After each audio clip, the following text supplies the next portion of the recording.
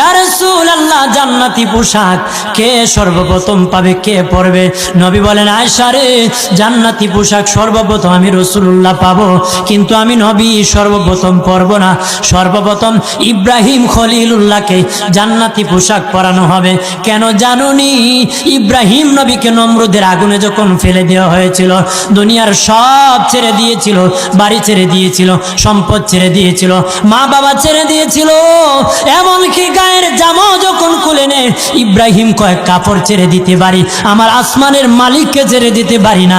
ওই দিন আল্লাহ ইব্রাহিমের সাথে অঙ্গীকার করেছিল, ইব্রাহিম, আজকে তোমাকে সকলের সামনে উলঙ্গ করে লজ্জায় ফেলে দিয়েছি ইব্রাহিম, তারপরে তুমি আমাকে ছাড়ো নাই। আমি কিয়ামতের দিন সকলের সামনে মুসলমান, বেঈমান, কাফের, নাস্তিক যারা তোমাকে উলঙ্গ করেছিল, তাদের সামনে আমি আল্লাহ আনুষ্ঠানিকভাবে তোমাকে কাপড় পরায়া দিব।